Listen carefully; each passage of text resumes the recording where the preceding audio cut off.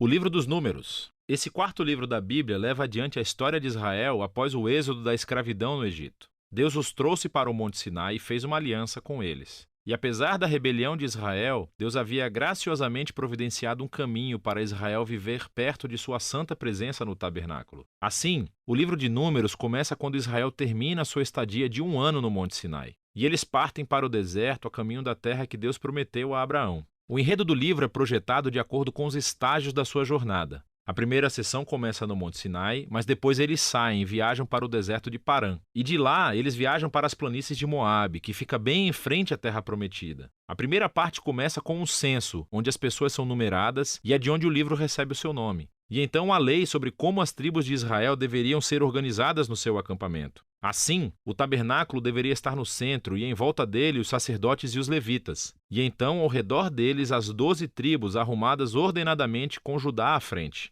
Tudo isso fazia parte do simbolismo elaborado de como a presença santa de Deus deveria estar no centro da sua existência como povo. Tudo isso é seguido por uma série de leis que desenvolveram as leis de pureza do livro de Levítico. Se a presença de Deus estivesse entre eles, todo o esforço deveria ser feito para que o acampamento fosse puro, um lugar que pudesse acolher a santidade de Deus. No capítulo 10, a nuvem da presença de Deus se eleva do tabernáculo e guia Israel para longe do Sinai e para dentro do deserto. E imediatamente as coisas dão terrivelmente erradas. No capítulo 11, o povo começa a reclamar sobre a sua fome e sede e como querem voltar para o Egito. E no capítulo 12, os próprios irmão e irmã de Moisés começam a se opor e falar mal dele na frente de todo o povo. Essa viagem não está começando muito bem. A próxima sessão começa quando os israelitas chegam ao deserto de Parã, a meio caminho da terra prometida. E Deus diz a Moisés para enviar 12 espiões, um de cada tribo, para que eles possam espiar a terra prometida. Quando todos os espiões retornam, 10 deles dizem que não há chance de Israel sobreviver lá porque os cananeus os destruirão. Mas há 2 espiões, Calebe e Josué, que dizem que Deus pode salvá-los. Mas os 10 levam as pessoas a uma fúria medonha e começam a planejar um motim. Eles vão nomear um novo líder e voltar para o Egito. Então Deus fica compreensivelmente irritado e Moisés intercede em favor do povo.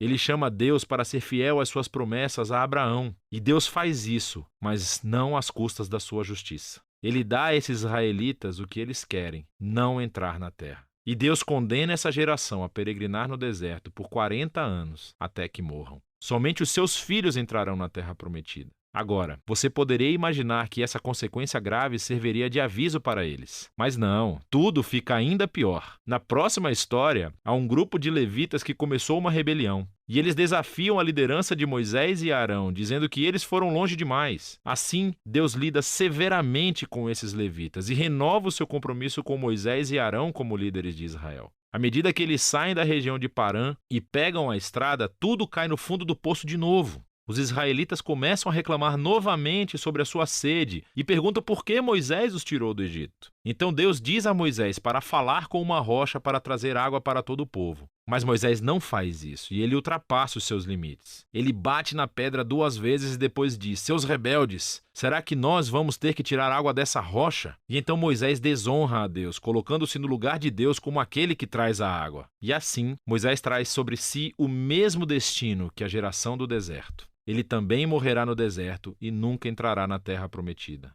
Depois disso, os israelitas se rebelaram novamente, e Deus traz um juízo muito estranho sobre eles, serpentes venenosas para vir e morder o povo. E assim, Moisés novamente intercede em nome do povo. E Deus diz a Moisés para fazer uma serpente de bronze e levantá-la em um poste. Quem olhasse para essa serpente seria curado da picada venenosa. É um símbolo muito estranho, mas está à altura do desafio que Deus impôs: ser fiel à aliança. Ele está certo em trazer justiça ao mal e ao pecado dos israelitas. Mas até a justiça de Deus se transforma em uma fonte de vida para aqueles que buscarão a cura de Deus. A partir daqui, as pessoas vão para as planícies de Moabe. E a primeira parte principal dessa sessão se concentra na figura estranha de Balaão. O rei de Moabe está assustado com esse grupo enorme de pessoas que viaja pelo seu território. Então ele contrata um feiticeiro pagão, Balaão, para amaldiçoar Israel. E 3 vezes diferentes Balaão descobre que não pode amaldiçoá-los. Ele só pode pronunciar bênção sobre Israel. Lembre-se da promessa de Deus a Abraão em Gênesis 12. Assim, Balaão não só não pode amaldiçoar Israel, mas Deus realmente lhe dá uma visão sobre um futuro rei israelita que um dia trará a justiça de Deus a todas as nações. Essa visão lembra a promessa de Jacó a Judá em Gênesis capítulo 49. Vale a pena parar para refletir sobre o fluxo do livro até agora. As histórias de rebelião no deserto se amontoam, ficando cada vez piores.